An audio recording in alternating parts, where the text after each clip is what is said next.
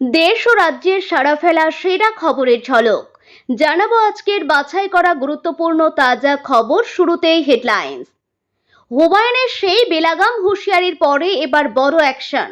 একের পর এক থানায় এফআইআর। তবে কি এবার শীঘ্রই বিধায়ক? যুবকদের মগজ ধুলাই করে জিহাদের দীক্ষা। পুজোর আগেই বাংলায় বড়সড় হানার ছক বানচাল করলো এনআইএ। বাকি 22% ডিএ চলতি বছরের ডিসেম্বরের মধ্যেই পরিশোধ। ডিএ ইস্যুতে দাবি শিক্ষক সংগঠনের। পয়লা জুলাই অন্নপূর্ণা যোজনার টাকা ট্রান্সফার কারা পাবেন, কারাই বা বাদ পড়বেন? চটজলদি চেক করুন আবেদনের স্ট্যাটাস। পূর্ব ভারতে জেএমবির বিশাল জঙ্গি নেটওয়ার্ক ফাঁস। 11 জনের বিরুদ্ধে চার্জশিট এনআইএর। আসছে বিস্তারিত খবরে। বিজেপি সেটাভাঙা মার এবং প্রকাশ্যে মঞ্চ থেকে সাম্প্রদায়িক উস্কানি দেওয়ার মাসুল কি এবার তবে শীঘ্রই গিয়ে শুনতে হবে নওদার বিধায়ক হুমায়ুন কবিরকে? রেজিনগরের কাশীপুরের বিতর্কিত মন্তব্য ঘিরে রাজ্য রাজনীতি উত্তপ্ত হতে এবার আইনি সারাশি চাপে আম জনতা উন্নয়ন পার্টির প্রধান। তার সেই চরম হুঁশিয়ারি 24 ঘন্টা কাটতে না কাটতে রাজ্যের একাধিক থানায় দায়ের হলো একের পর এক জমির অযোগ্য ধারায় মামলা। রাজনৈতিক মহলের এখন একটাই প্রশ্ন, এবার কি তবে বড়সড় পুলিশি পদক্ষেপের মুখে পড়তে চলেছেন এই বিতর্কিত বিধায়ক? শনিবার সন্ধ্যায় বিজেপির যুব মোর্চা এবং সামাজিক সংগঠন রাম সীতা সেবা মন্দির এর যৌথ উদ্যোগে বহরমপুর থানায় হুমায়ুন কবিরের বিরুদ্ধে একাধিক ধারায় এফআইআর দায়ের করা হয়েছে। শুধু মুর্শিদাবাদে নয়, এই ঘটনার রেশ পৌঁছেছে মালদাতেও। সেখানে বিজেপি কর্মী কাজল গোস্বামী ইংরেজবাজার থানার বিধায়কের বিরুদ্ধে সাম্প্রদায়িক সম্প্রীতি নষ্টের চেষ্টা, উস্কানিমূলক বক্তব্যের লিখিত নালিশ জানিয়েছেন। এর আগের খবর আমরা দেখিয়েছিলাম কিভাবে রেজিনগরের সভা থেকে বিজেপি নেতৃত্বকে খোলাখুলি মারধরের হুমকি দিয়েছিলেন হুমায়ুন। তিনি বলেছিলেন, আমি যেদিন ময়দানে মুসলমানদের নিয়ে নেমে যাব না, সেদিন এমন সেটা ভাঙা মার শুরু করব যে আমাদের পতাকা বহন করার লোক থাকবে না। শুধু তাই নয়, নিজের মেজাজ হারানোর কথা স্বীকার করে তিনি পুলিশ সুপার কিংবা মুখ্যমন্ত্রী কাউকে তোয়াক্কা না করার দম্ভোক্তি প্রকাশ করেন। এই ভিডিওটি সমাজ মাধ্যমে ছড়িয়ে পড়ার পরই আইনি ব্যবস্থা নেওয়ার জন্য তৎপর হয়ে ওঠে গেরুয়া শিবির। থানায় অভিযোগ জমা পড়ার পর নতুন করে চাপানুতোর শুরু হয়েছে রাজনৈতিক অলিন্দে। রাজ্যের পঞ্চায়েত মন্ত্রী দিলীপ ঘোষ স্পষ্ট জানিয়েছেন, মমতা বন্দ্যোপাধ্যায়ও একসময় এমন অনেক কথাই বলতেন, তবে এখন বাংলায় পরিস্থিতি বদলেছে। বিজেপির যুব মোর্চার দাবি, আইন শৃঙ্খলার অবনতি ঘটানোর চেষ্টার অভিযোগে হুমায়ুন কবিরকে অবিলম্বে গ্রেপ্তার করতে হবে। তৃণমূলের কুণাল ঘোষ বিধায়ককে সংযত হওয়ার পরামর্শ দিয়ে বলেন, প্রতিবাদের অনেক রাস্তা থাকে, কিন্তু এমন কোনো আইন বহির্ভূত মন্তব্য করা উচিত নয় যা পরে বড় সমস্যা তৈরি করে। নিজের রাজনৈতিক জীবনে বারে বারে দল বদল ও বেলাগাম মন্তব্যের জন্য পরিচিত হুমায়ুন কবির এই মামলার পরিপ্রেক্ষিতে এখনো মাথা নোয়াতে রাজি নন। তবে জোড়া এফআইআর দায়ের হওয়ার পর মুর্শিদাবাদের পুলিশ প্রশাসন তাকে জিজ্ঞাসাবাদের জন্য নোটিশ পাঠায় নাকি সরকারি আইনি পদক্ষেপ নেয়, সেদিকে এখন নজর গোটা রাজ্যের। পশ্চিমবঙ্গ এবং অসম ও ত্রিপুরার মতো উত্তর পূর্ব ভারতের রাজ্যগুলিতে নিষিদ্ধ জঙ্গি সংগঠন জামাতুল মুজাহিদিন বাংলাদেশের মতাদর্শ ও নেটওয়ার্ক ছড়িয়ে দেওয়ার এক গভীর চক্রান্তের পর্দাফাশ করল জাতীয় তদন্তকারী সংস্থা। এই সন্ত্রাসবাদী ষড়যন্ত্রের সঙ্গে জড়িত থাকার অভিযোগ 11 জন অভিযুক্তের বিরুদ্ধে গুয়াহাটির বিশেষ এনআইএ আদালতে একটি চার্জশিট জমা দেওয়া হয়েছে। ধৃতদের বিরুদ্ধে নতুন ভারতীয় ন্যায় সংহিতা 2023 এবং করা UAPA of anti terrorist act আইনে বিভিন্ন ধারায় মামলা রুজু করা হয়েছে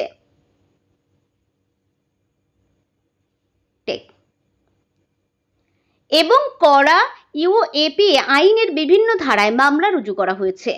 কেন্দ্রীয় তদন্তকারী সংস্থার তদন্তে উঠে এসেছে যে নিষিদ্ধ সংগঠন জেএমবির একটি শাখা ইমাম মাহমুদ কাফিলা এর মাধ্যমে এই পুরো চক্রান্তটি চালানো হচ্ছিল। জেএমবির প্রবীণ সদস্য ইমাম মাহমুদ হাবিবুল্লাহ ভারতীয় ভূখণ্ডে এই চরমপন্থী এজেন্ডা বাস্তবায়নের জন্য আইএমকে সংগঠনটি তৈরি করেছিল।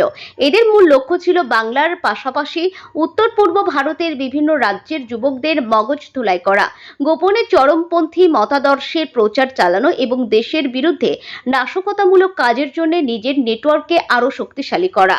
এনআইএ জানিয়েছে, এই 11 জন অভিযুক্ত ভারতের বুকে নিজেদের ক্ষমতা বাড়াতে অত্যন্ত গোপনে নানা রকম গোপন বৈঠক করত। সেই সঙ্গে যুবকদের ধর্মীয় উগ্রপন্থা শেখানোর পাশাপাশি তাদের মধ্যে উস্কানিমূলক লিফলেট ও বইপত্র বিলি করা হতো। এমনকি ভারত বিরোধী প্রচারের জন্য তারা বিভিন্ন ডিজিটাল প্ল্যাটফর্ম এবং সোশ্যাল মিডিয়াকেও হাতিয়ার করেছিল। এনআইএর এই তদন্তের মাধ্যমে ইন্টারনেটে ছড়িয়ে থাকা তাদের সেই ডিজিটাল জালও পুরোপুরি ধরা পড়ে গেছে। এই চার্জশিটে নাম থাকা 11 জনের মধ্যে 2 জন মূল পাণ্ডাকে চিহ্নিত করেছে এনআইএ। এদের মধ্যে নাসিম উদ্দিন নামের একজন অসমে আইএমকের যাবতীয় কাজকর্ম দেখাশোনা করছিল এবং জাকির মিয়া নামের অন্য এক অভিযুক্ত ত্রিপুরার দায়িত্বে ছিল। তদন্ত চলাকালীন এনআইএ এই চক্রের কাছ থেকে প্রচুর পরিমাণ আপত্তিকর নথিপত্র, ইলেকট্রনিক ডিভাইস ও ডিজিটাল তথ্য প্রমাণ উদ্ধার করেছে, যা এই আসামিদের বিরুদ্ধে শক্ত মামলা সাজাতে সাহায্য করেছে। পুরো নেটওয়ার্কটিকে গোড়া থেকে উপড়ে ফেলতে কেন্দ্রীয় সংস্থাটি এখনো তাদের তদন্ত চালিয়ে যাচ্ছে। সরকারি কর্মীদের কথা মাথায় রেখে রাজ্যে প্রথম বিজেপি সরকারের প্রথম পূর্ণাঙ্গ বাজেট থেকে এক ধাক্কায় 20% ডিএ বৃদ্ধির অনুমোদন করেছে সরকার। অর্থমন্ত্রী জানিয়েছেন, 1 অক্টোবর থেকে 38% হারে ডিএ পাবেন সরকারি কর্মীরা। মুখ্যমন্ত্রী শুভেন্দু অধিকারী জানিয়েছেন, বাজেটে 20% ডিএ বৃদ্ধির ফলে কেন্দ্রীয় সরকারি কর্মীদের সঙ্গে রাজ্য সরকারি কর্মীদের ডিএর ফারাক কমে 22% দাঁড়িয়েছে। ইতিমধ্যে প্রতিশ্রুতি মতো রাজ্যে এসেছে সপ্তম পে কমিশন। নতুন সরকার গঠনের পরপরই বাংলায় সপ্তম পে কমিশন গঠনে অনুমোদন দিয়েছে। মুখ্যমন্ত্রী জানিয়েছে, 2027 সালের জানুয়ারি মাসের মধ্যে রাজ্যে সপ্তম বেতন কমিশন চালু হবে। এদিকে বর্ধিত মহার্ঘ ভাতা সব মিলিয়ে খুশি সরকারি কর্মীদের একটা বড় অংশ। ডিএ বৃদ্ধিতে খুশি শিক্ষকরাও। রাজ্যে ডিএ ঘোষণার পর বঙ্গীয় শিক্ষক ও শিক্ষাকর্মী সমিতির সাধারণ সম্পাদক স্বপন মণ্ডল বলেন, সরকারের এই সিদ্ধান্ত অত্যন্ত ইতিবাচক।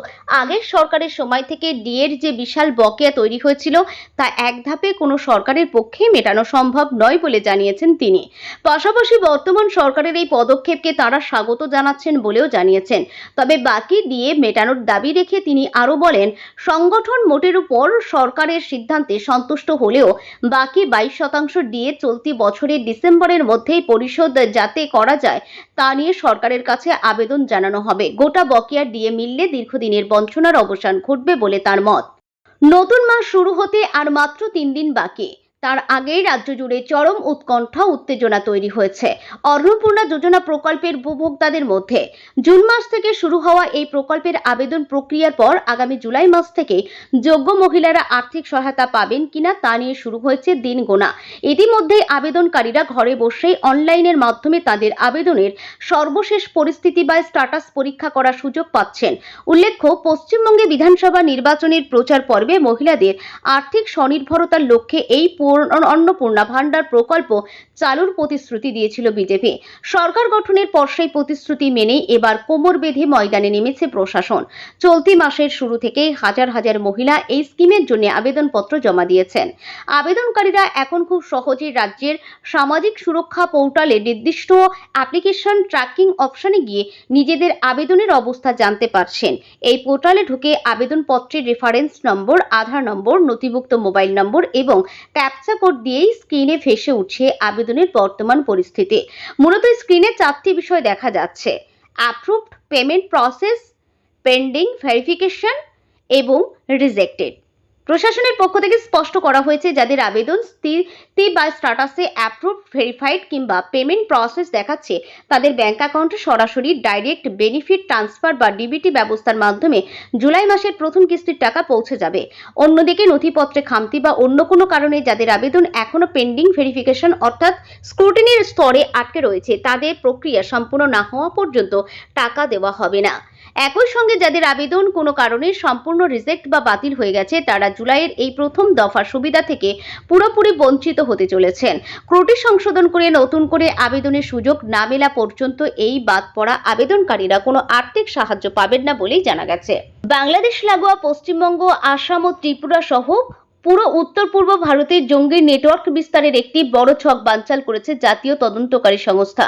নিষিদ্ধ জঙ্গি সংগঠন জামাতুল মুজাহিদিন বাংলাদেশের ছায়া সংগঠন ইমাম মাহমুদের কাফিলার 11 জন সন্দেহভাজন সদস্যের বিরুদ্ধে গুয়াহাটির বিশেষ আদালতে চার্জশিট পেশ করেছে সংস্থাটি। অপারেশন প্রভাতের মাধ্যমে গ্রেপ্তার হওয়া এই আসামিদের বিরুদ্ধে ভারতীয় ন্যায় সংহিতা এবং 2023 এবং বেআইনি কার্যকলাপ আইনের কঠোর ধারায় অভিযোগ আনা হয়েছে। এনআইএর তদন্তে দেখা গেছে জেএমবি নেতা ইমাম মাহমুদ হাবিবুল্লাহ ভারতে জিহাদি মতাদর্শ ছড়াতে এই শাখা সংগঠনটি তৈরি করেছিল। চক্রটি আর্থিকভাবে দুর্বল ও সহজে প্রভাবিত হওয়া যুবকদের টার্গেট করে ডিজিটাল মাধ্যম এবং উস্কানিমূলক সাহিত্যের সাহায্যে তাদের মগজ ধোলাই করত। তদন্তে আসাম, ত্রিপুরা নেটওয়ার্ক পরিচালনার দায়িত্বে থাকা যথাক্রমে নাসিম উদ্দিন ও যোগীর মিয়ার নাম উঠে এসেছে। তল্লাশি অভিযানে উদ্ধার হওয়া গুরুত্বপূর্ণ গোপন নথি ও ডিজিটাল তথ্য প্রমাণ থেকে জানা যায় এই নেটওয়ার্ক সম্প্রসারিত হলে তা ভারতের অভ্যন্তরীণ নিরাপত্তা ও স্থিতিশীলতার জন্য বড় ধরনের হুমকির কারণ হয়ে দাঁড়াতো।